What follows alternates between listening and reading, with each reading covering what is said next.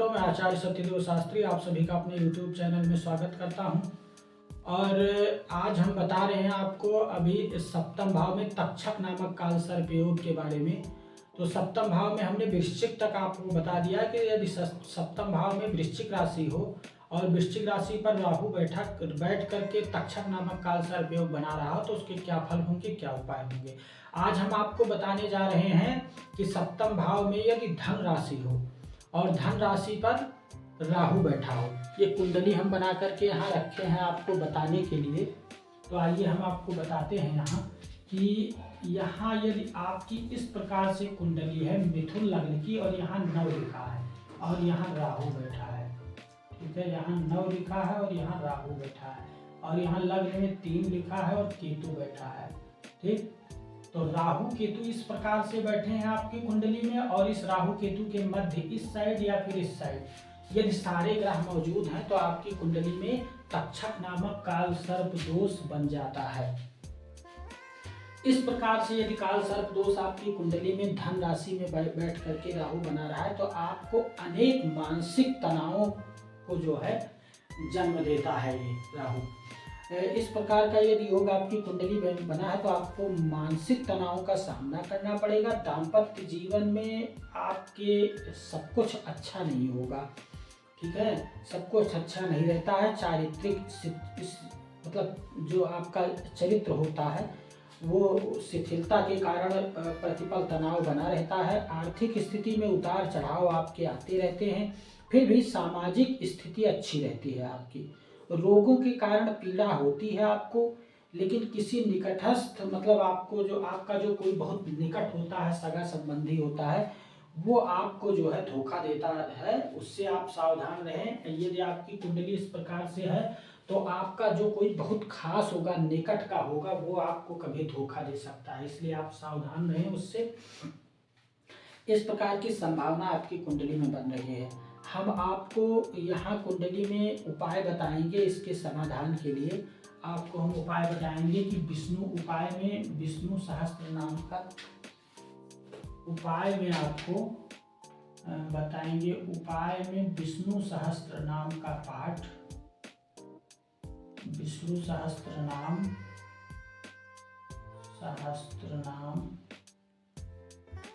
का पाठ 251 आप करें या करवाएं, ठीक है। विष्णु सहस्त्र नाम का 251 पाठ आप करें और उसके बाद में आप 11 श्रावण मास में 11 बार 11 आवृत्ति मतलब 11 बार आप रुद्राभिषेक गाय के दूध से भगवान शिव का करवाएं। रुद्राभिषेक 11 बार भगवान शिव का करवाएं, इससे आपको अच्छा लाभ मिलेगा। और भगवान शिव का प्रतिदिन जो है निरंतर पूजा पाठ आप करते रहें। अब ये आइए हम बगल में बना के रखे हैं मकर।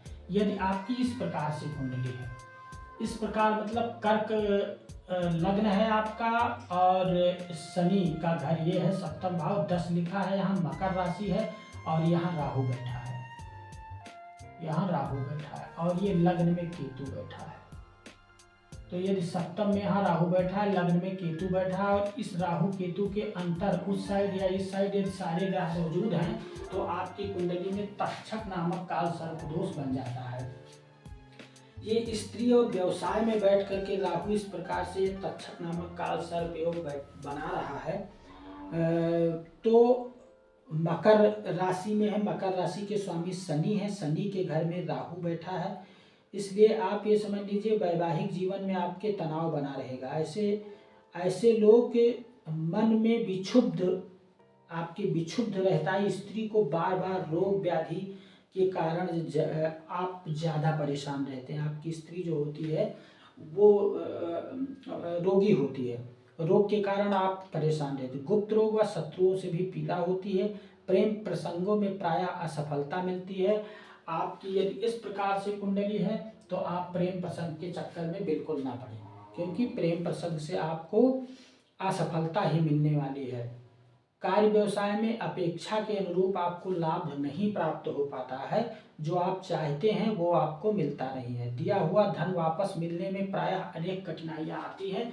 आप ये ध्यान रखें कि यदि इस प्रकार की आपकी कुंडली है तो आप किसी को पैसा ना दें तो ज़्यादा बेटर रहेगा, क्योंकि पैसा यदि दे देंगे, धन दे देंगे, तो आपको वापस मिलने में बड़ी दिक्कत कठिनाइयों का सामना करना पड़ेगा।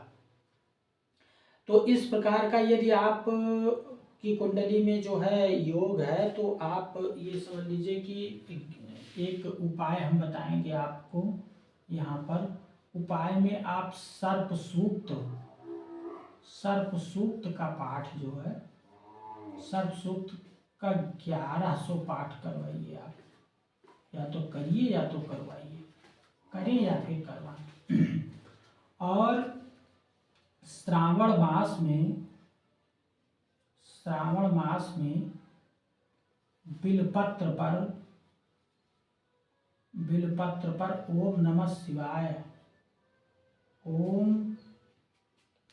शिवाय लिखकर, ठीक है, ओम नमः शिवाय, श्रावण मास में ओम नमः शिवाय लिख करके और 108 बिलपत्र शिव जी को चढ़ाएं। और सर्प सूक्त का जो सर्प सूक्त है उसका 1100 पाठ आप करवाएं, और श्रावण मास में ओम नमः शिवाय लिख करके जपते हुए हैं, राम राम लिख के या ओम नमः शिवाय लिख के ओम नमः शिवाय जपते हुए जो है आप भगवान शिव को जो है चढ़ाएं। 11 शनिवार के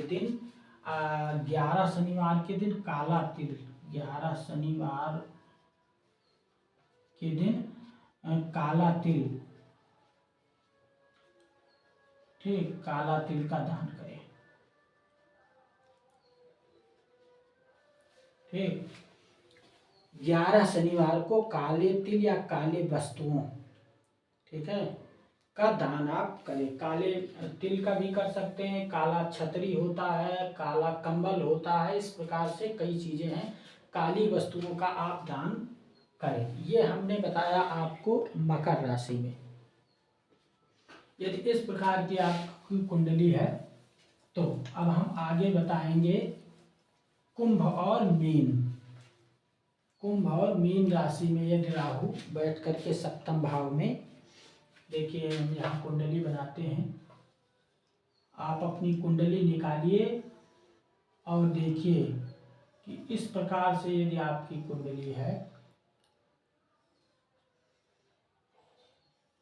तो उसके क्या फल होंगे और क्या उपाय होंगे। ये हम 2 कुंडली यहाँ साथ में बना के आपको बता रहे हैं, ताकि बढ़िया से आपके समझ में आ जाए।